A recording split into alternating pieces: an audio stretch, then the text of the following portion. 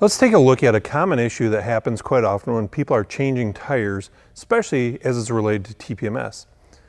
In today's example here, I've got a 2013 Chevy Silverado, and the truck came equipped with P-metric tires. Now this is kind of a lighter load range tire, max PSI of 40, and then if we look at the placard in the door jamb here, it says it's set for 30 PSI.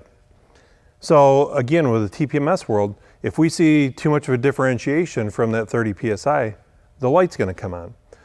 Well, the owner wants to put on a set of load range E tires, which max out at 80 PSI. So now we're faced with a dilemma.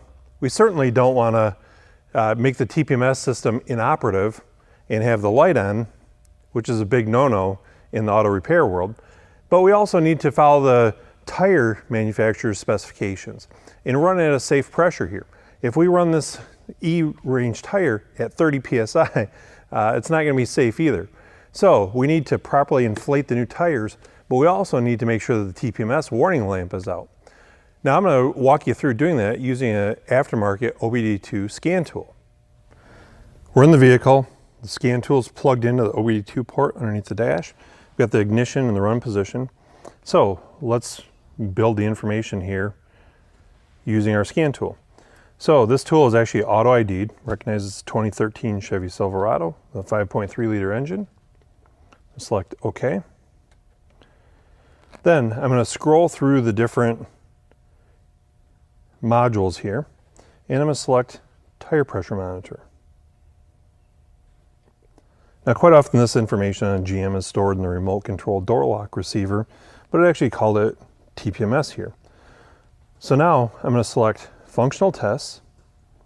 I could go into learn mode if I did a tire rotation, but on the top here it gives me the option for tire type or pressure selection. So I will select that.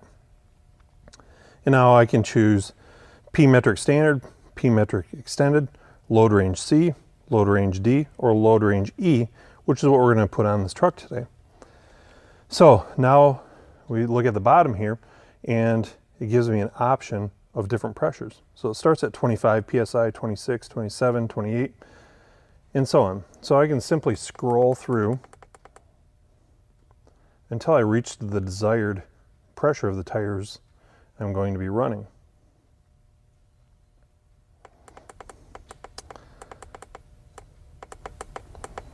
Some particular vehicles you're going to have to select different for fronts and rears. So right now I've selected 80 PSI, which is what the tire is selected. And so you can see here, recommend front tire pressure, 80 PSI, continue. Now for the rear, I'm going to follow the same procedure. And it said E-Series. So I will, again, scroll all the way through.